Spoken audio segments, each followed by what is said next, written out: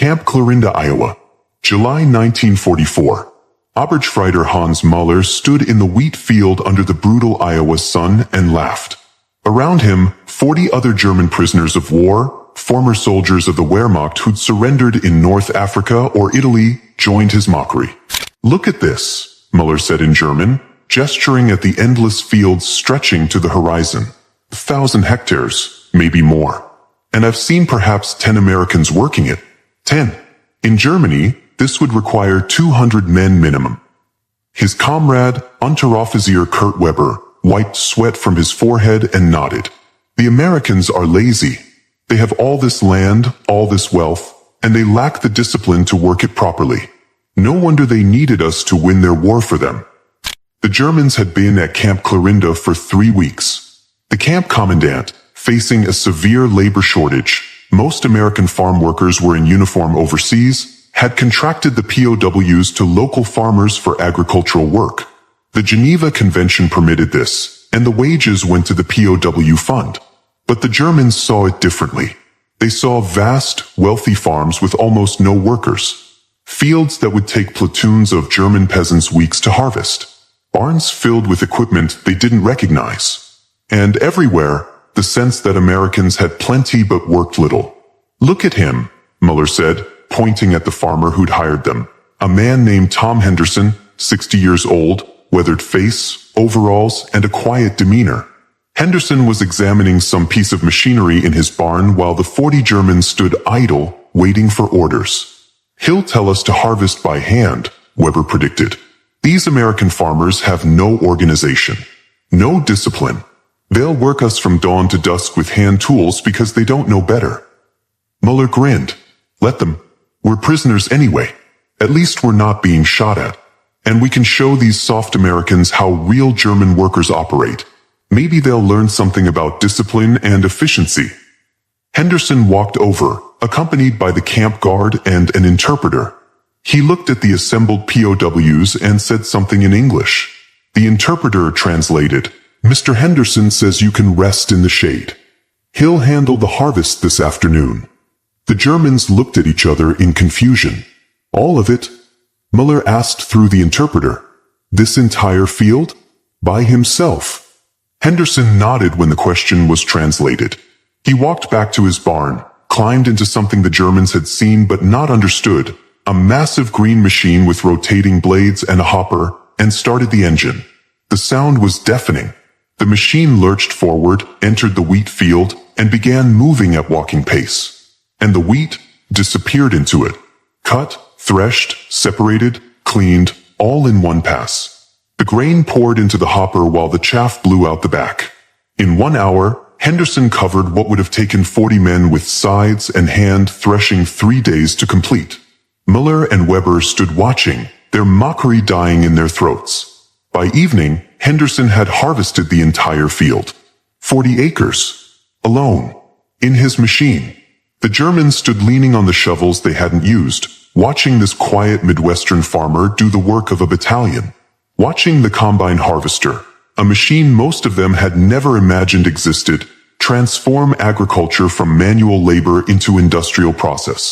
This is the story of how German prisoners of war discovered that they'd lost not just a military conflict, but a civilizational race.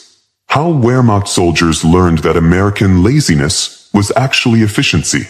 How the mechanization of American agriculture revealed why Germany never stood a chance. This is the story of the moment when German mockery died in an Iowa wheat field. The captives, from Africa Corps to Iowa corn fields. Between 1943 and 1946, the United States held over 371,000 German prisoners of war in camps scattered across the country.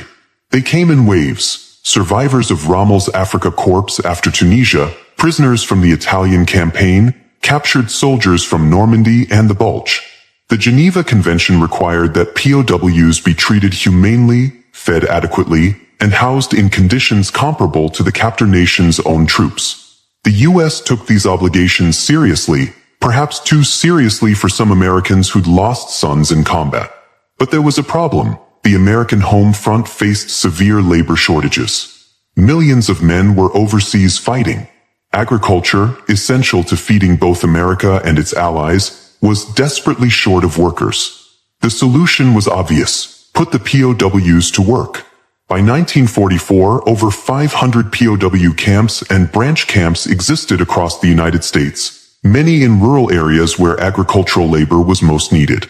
The largest concentration was in the Midwest and South, places where vast farms normally required large seasonal workforces.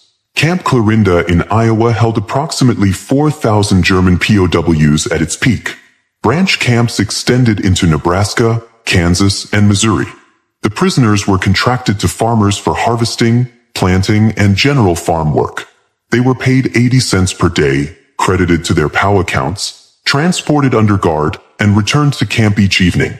For many Germans, this was a surreal experience. They'd been fighting in deserts, mountains, and forests. Now they were in the American heartland, a place many had never imagined existed. Oberstfreiter Hans Müller had served in the 21st Panzer Division in North Africa. He'd surrendered in Tunisia in May 1943 and spent months in transit camps before arriving in Iowa in early 1944.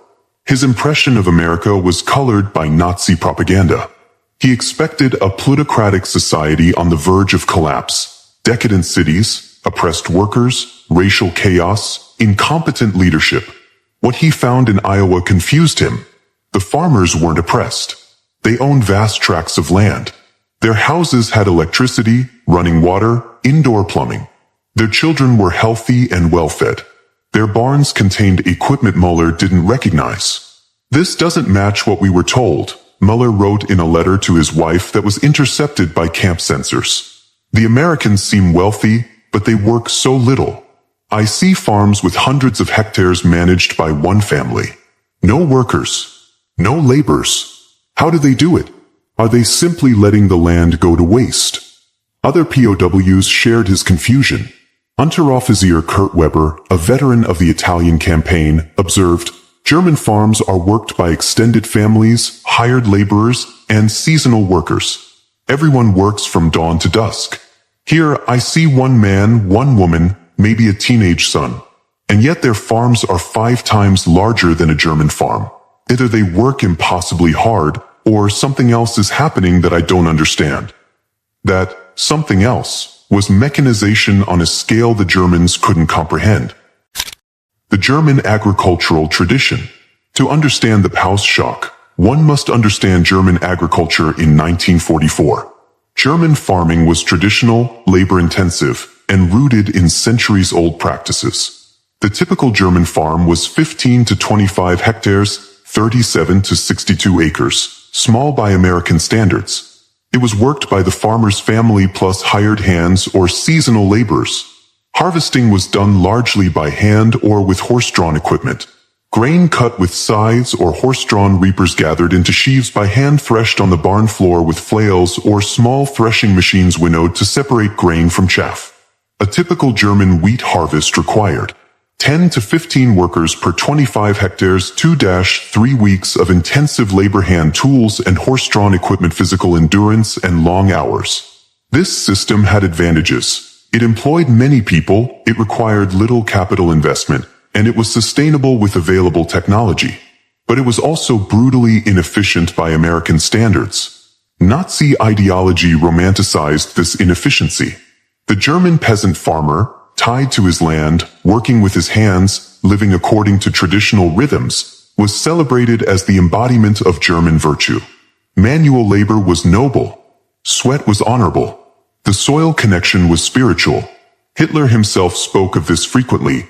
The German farmer is the backbone of our Volk. His labor feeds the nation. His connection to the soil gives him strength. We must preserve the German farming tradition against the mechanized, soulless agriculture of the Americans. German soldiers internalized this ideology. Many came from farming families. They believed in the dignity of agricultural labor. They saw farming as requiring discipline, organization, and German thoroughness. So when they arrived in Iowa and saw vast farms with almost no workers, they interpreted it as American laziness and poor organization. They didn't yet understand that they were witnessing a completely different agricultural paradigm. The American Agricultural Revolution, machines replace muscles. While Germany celebrated traditional farming, America had been mechanizing agriculture for decades. The transformation began in the 19th century with Cyrus McCormick's mechanical reaper. But it accelerated dramatically in the 20th century with gasoline tractors. By 1920, tractors were replacing horses on American farms. By 1940, over 1.5 million tractors operated on U.S. farms. They could plow, plant, and pull equipment faster and longer than any horse team. Combine harvesters. These machines, combining reaping, threshing, and winnowing in one pass, revolutionized grain farming. The first successful combines appeared in the 1920s. By 1940, they were common on large wheat farms. Industrial manufacturing applied to agriculture. Companies like International Harvester, John Deere, Allis-Chalmers, and Massey Harris mass-produced farm equipment using assembly line techniques. What would have been expensive custom equipment in Germany was mass-produced and relatively affordable in America. The result was astonishing productivity. German agriculture, 1940s. Average wheat yield, 2,000 kilograms per hectare. Labor required, 150 man-hours per hectare. Mechanization, limited to 10 to 15% of farms. American agriculture, 1940s. Average wheat yield, 1,100 kilograms per acre, 2,720 kilograms per hectare. Higher yield. Labor required, 15 man-hours per hectare, 90% less labor. Mechanization, 60 to 70% of farms used tractors, 40% had combines. An American farmer with a tractor and combine could farm 200 to 300 acres essentially alone. A German farmer with traditional methods could manage perhaps 50 acres with his family. This efficiency wasn't just technological, it was economic. American farmers could afford machinery because industrial mass production made equipment relatively cheap. Farm sizes and productivity justified capital investment. Credit systems allowed farmers to finance purchases. Fuel, gasoline, was abundant and inexpensive.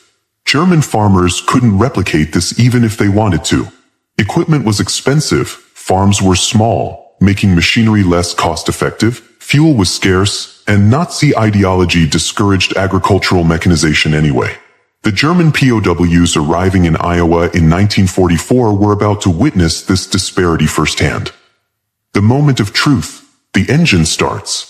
Tom Henderson's farm outside Clarinda was typical for the region, 480 acres, primarily corn and wheat, managed by Henderson, his wife Martha, and their 17-year-old son Jim, who would be drafted within months. In Germany, a farm this size would require a permanent staff of 20 to 30 people plus seasonal workers. The Hendersons managed it with 3 people and a barn full of machinery. When the camp commandant at Clarinda offered POW labor, Henderson was initially reluctant. "I don't need 40 men," he told the officer. "I've got my tractor and combine. Maybe I could use 4 or 5 to help with maintenance, but 40. "Take them anyway," the officer urged. "It's good for them. Keeps them busy. Teaches them about America. And you pay almost nothing. The government covers most of it." Henderson agreed, more as a civic duty than from necessity. On July 15, 1944, 40 German POWs arrived at his farm for wheat harvest. Henderson had 40 acres of winter wheat ready to cut. The Germans assembled expecting to be given scythes, rakes, and organization into work teams.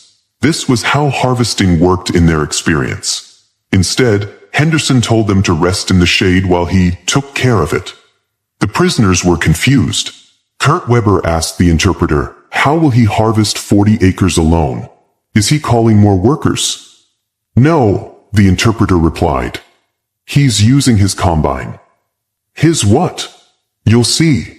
Henderson walked to his barn and rolled out a 1941 Allis-Chalmers all-crop harvester. To the Germans, it looked like an industrial machine, not a farm tool.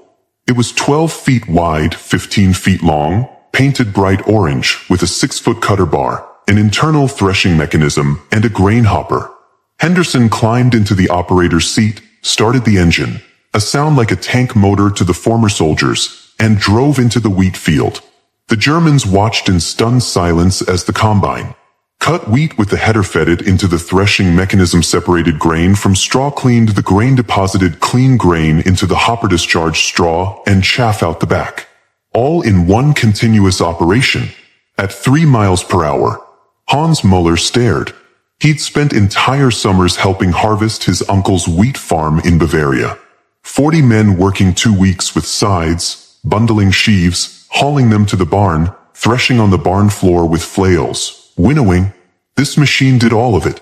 Alone. In hours. By mid-afternoon, Henderson had completed 30 acres. He stopped to unload the grain hopper into a truck. 4,000 pounds of clean, threshed wheat poured out in 5 minutes. Then he returned to finish the field. The 40 German POWs stood idle, leaning on tools they hadn't used. They'd been given shovels and rakes as busy work, but it was obvious their labor was completely unnecessary. Weber turned to Muller. We mocked him. We called him lazy. We said he lacked German discipline. Muller nodded slowly. He doesn't need discipline. He has that. He gestured at the combine, now completing the final rows of wheat. Another prisoner, a former farmer from Saxony named Friedrich Koch, said quietly, "We've been doing it wrong. For centuries, we've been doing it wrong. We thought hard work and many hands were virtues. But this makes our labor worthless." By evening, Henderson had harvested all 40 acres. He shut down the combine, climbed off, and walked over to the assembled POWs. Through the interpreter, he said, "Thanks for coming out. Didn't really need the help today, but the commandant said you boys should see how we do things. Tomorrow, if you want, I can show you how the corn planter works. That's a sight too." The Germans returned to camp in silence. That night, multiple POWs wrote letters home describing what they'd witnessed. Camp censors intercepted and filed them. The letters revealed a common theme: shock, humiliation, and dawning realization. "We were told Americans were lazy and inefficient," wrote one prisoner. "Now I understand. They're not lazy. They just work smarter. One man with a machine does what would take 50 of us. How are we supposed to win a war against this?" The pattern repeats, mechanization everywhere. Over the following months, German POWs across the Midwest witnessed similar scenes. Corn planting in Nebraska. POWs expected to hand-plant corn, dropping seeds in furrows, covering them with hose.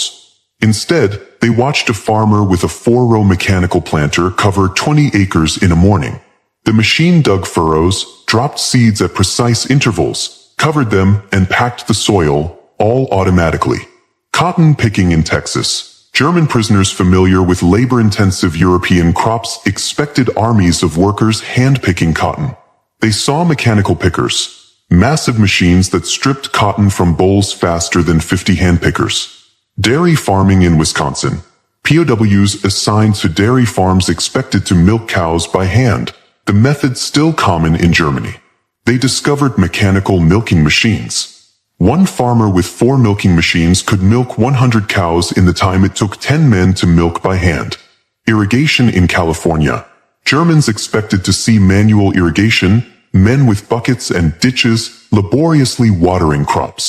They saw pivot irrigation systems, motorized pumps, and vast networks of pipes that delivered water without human labor. Every instance reinforced the same message. American agriculture had moved beyond manual labor. Machines had replaced muscles. Capital had replaced labor. One American farmer produced what 10 German farmers produced, and did it with a fraction of the effort. The productivity statistics were staggering. Wheat production per farmer. Germany, 5 to 6 tons per year per farmer. USA, 75 to 100 tons per year per farmer. Corn production per farmer. Germany, 8 to 10 tons per year per farmer. USA, 150 to 200 tons per year per farmer. Labor efficiency. Germany, 80% of rural population engaged in agriculture. USA, 18% of population produced food surplus for domestic use and export. The POWs were witnessing why Germany could never win a war of production against America. The same mechanization, capital investment, and industrial efficiency that built 49,000 Sherman tanks applied to agriculture. America didn't just outproduce Germany in weapons. It outproduced Germany in everything. From mockery to respect, the realization didn't happen instantly.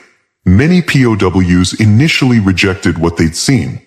It's wasteful, some argued, using expensive machines when men could do the work. What happens to all the workers who lose their jobs? But over time, the evidence became undeniable. Hans Müller spent 6 months working on various Iowa farms. He saw tractors plowing fields in days that would take German farmers weeks. He saw combines harvesting hundreds of acres. He saw grain elevators storing thousands of tons. He saw trucks hauling produce to markets hundreds of miles away. In November 1944, he wrote a letter to his wife that camp censors noted as indicative of changed attitude. Liebe Margret, I must tell you something that will sound like treason, but it is truth. We were lied to about America. The propaganda told us Americans were weak, decadent, inefficient. This is false. The Americans are the most efficient people on earth. They don't work harder, they work smarter. One American farmer produces more than 10 German farmers, not through longer hours, but through better tools. I begin to understand why we lost the war. We were fighting an enemy whose farmers alone could outproduce our entire economy. Their factories, their fields, their mines, everything operates with a level of mechanization we never achieved. They didn't defeat us through courage or numbers. They buried us under an avalanche of production. When I return, if I return, we must learn from this. The old ways, hand labor, traditional methods, pride in sweat, these are not enough in the modern world. The Americans have shown a better way. Kurt Weber had a similar transformation. Initially defensive and proud, he spent months working on Nebraska wheat farms. By spring 1945, he was asking farmers to explain how their machinery worked, how they financed it, how they maintained it. I'm learning more here than I ever did in school, he wrote to a friend. These American farmers are teachers, whether they know it or not. They're showing us the future of agriculture. When this war ends, Germany must modernize or be left behind permanently. Not all POWs underwent this transformation. Some remained bitter, attributing American productivity to stolen wealth or Jewish conspiracies. But U.S. intelligence officers tracking POW attitudes noted a significant shift by late 1944. A report from Camp Clarinda stated, German POW attitudes toward American agriculture have evolved from mockery and superiority to respect and interest. Many prisoners now express desire to learn American farming methods. This represents a positive development in re-education efforts. The U.S. government had indeed been conducting subtle re-education. POWs were shown documentary films, given American newspapers, and exposed to American life. The goal was to denazify them and prepare them for return to a democratic Germany. But no propaganda film was as effective as standing in an Iowa wheat field watching one man with a combine do the work of 50. That experience taught what lectures never could, that democracy and capitalism, whatever their flaws, produced a level of prosperity and efficiency that fascism couldn't match. Why Germany lost? By 1945, as the war in Europe ended and POWs awaited repatriation, many had come to a broader understanding. They'd lost the war not because German soldiers weren't brave or skilled, they were both. Not because German tactics were inferior, often they were superior. They'd lost because they were fighting an enemy whose entire economy operated at a level Germany couldn't approach. The mechanized farms were just one example. POWs working in other sectors saw similar patterns. Mining, German prisoners in Montana copper mines saw mechanization that extracted 10 times what manual labor could. Forestry, POWs in Oregon watched power saws and mechanical loaders do the work of hundreds of men with axes. Manufacturing, those assigned to factory work saw assembly lines producing goods at rates impossible in German factories. Everywhere, the same lesson. American industry had achieved efficiency through capital investment, mechanization, standardization, and mass production.